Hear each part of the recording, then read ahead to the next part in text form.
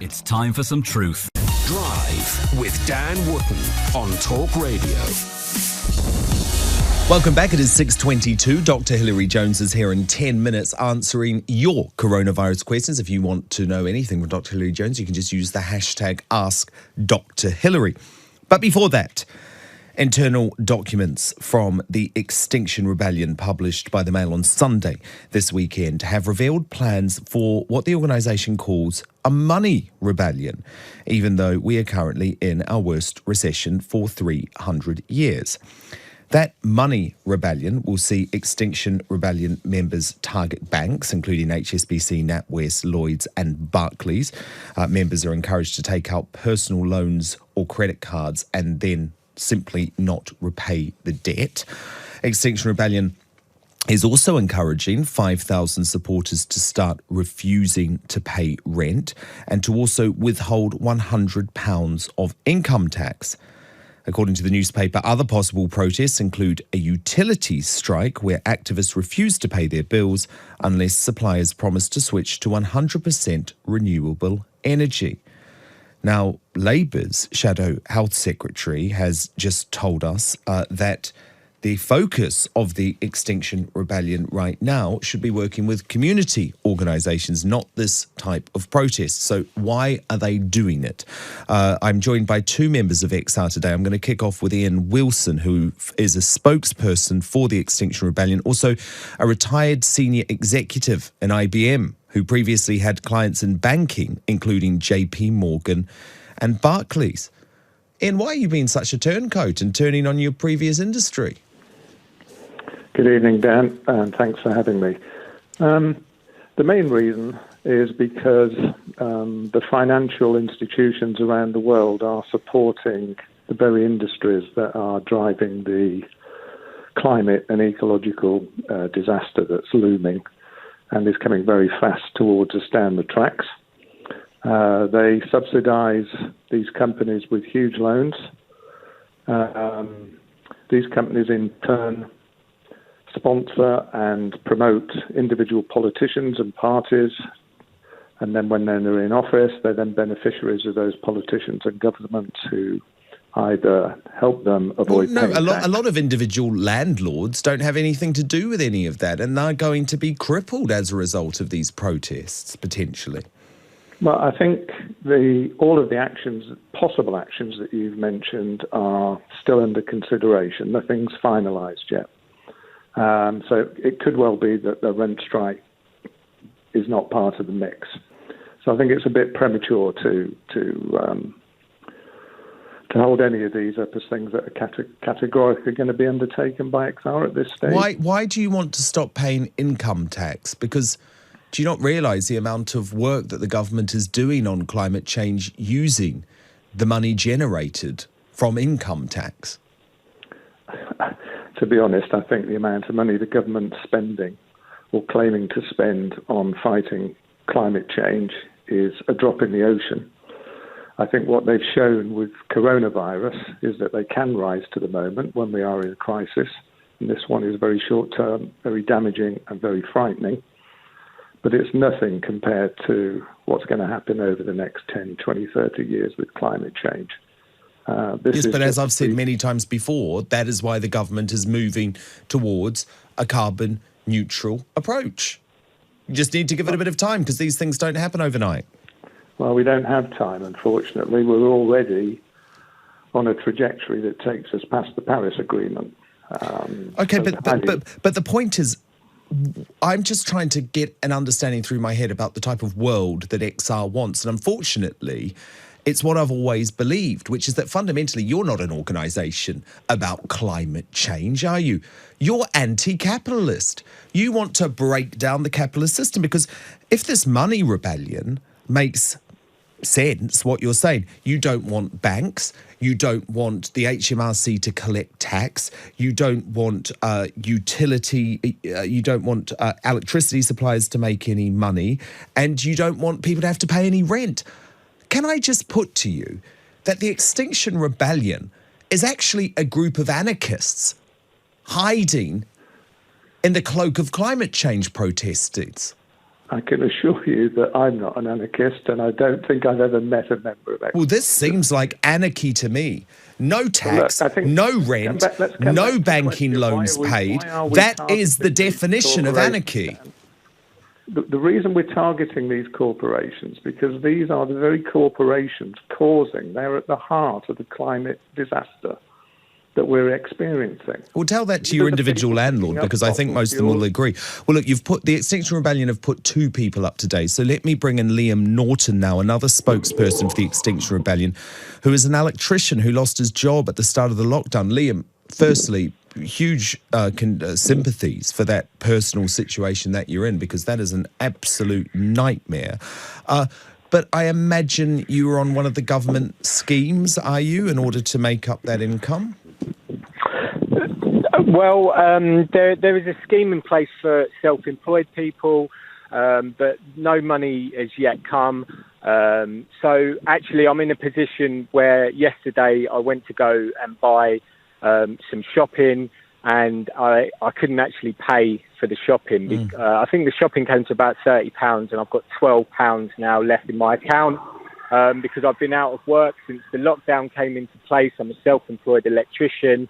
And what the system has done to me is banks have continued to take loan repayments, overdraft repayments, credit card repayments, insurance payments. All those have continued to leave my account over the last 5 weeks, and I'm left in a position now where I'm a hard-working person. I've always worked, but I'm left in a position now where I've got £12 now in my account, with no idea of when the government schemes that you mentioned are going to come into place.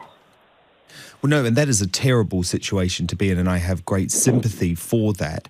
However, I can't understand how refusing to pay income tax when you are paid again is going to solve that issue, because it's actually the money that is being paid from income tax which is allowing the government to provide this safety net through the furloughing schemes that are in place. Well, what we've got to look at, and again, as Ian said earlier, these are just ideas and plans. There's many different plans that we're coming up with to try and combat this system that is really just deeply unfair. And it's quite interesting how these two crises... How is income tax deeply unfair? No, what I'm saying is how the crisis, what I'm experiencing at the moment... No, I understand that's deeply unfair, but I'm talking about the money rebellion that Extinction Rebellion are planning to launch. And that money rebellion includes withholding income tax paid to HMRC. And I'm just wondering how you expect society to operate, how you expect the NHS to operate, how you expect universal benefits to be paid if your members are going to withdraw their income tax payments. You keep mentioning income tax when that's just one of the ideas formulated. There's no concrete plan to implement those. What we're saying is that this financial system is deeply interconnected with the climate crisis that we're currently experiencing. Sorry to interrupt. According to the documents, this is published in the Mail on Sunday, the money rebellion will be followed by a tax strike involving 10,000 people who will sign a conditional commitment to withhold income tax. Was that part of the document or not? Look, what we're saying is that look, I've just told you about what I've experienced during this crisis, okay? And I know, and I have huge sympathy for that, but do you not understand it's income tax which is going to provide you with that support from the state? No, it hasn't provided me with any support. That's what I've just told you. But it will. It will. This system, no, it won't. This system is crumbling.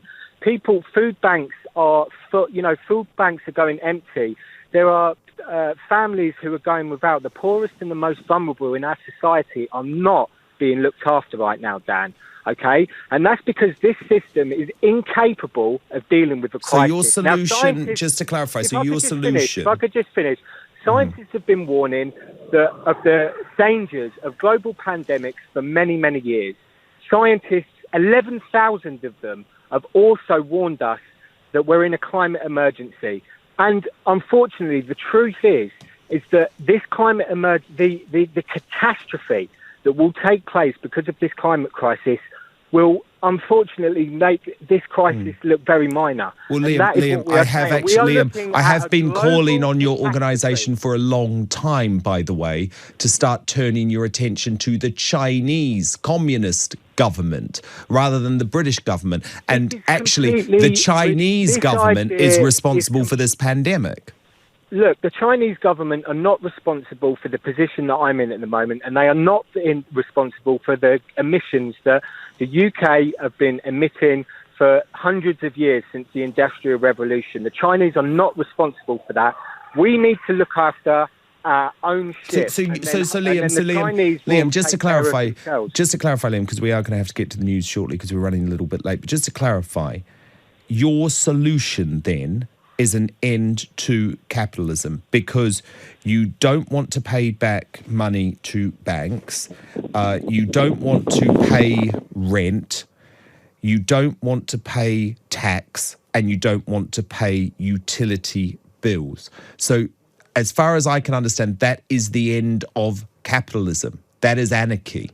Do you disagree? So, listen, in 2008, we bailed out the banks and then we got sold out. And the same process is happening now. What we want is for the people to be looked after, not banks and corporations. We don't want bailouts for airlines, banks. Well, I don't want that. That are already destroying the government. And the government's made clear they're not going to bail out those companies. What we want is a society that looks after its citizens. And the government is criminally negligent at the moment in its primary responsibility, which is looking after its citizens. Yes, so you want an end to capitalism. Is that correct? As we've been telling you time and time again when we appear on your programme, Dan, it's for citizens' assemblies.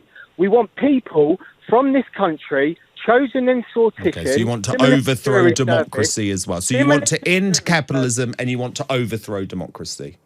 No, we want to upgrade democracy, Dan. We want to upgrade it because at the moment it is not working for us. It's not working for me, and it's not working for the hundreds of thousands or millions of people who are struggling right now in this crisis. Well, I'm deeply sorry about your personal situation.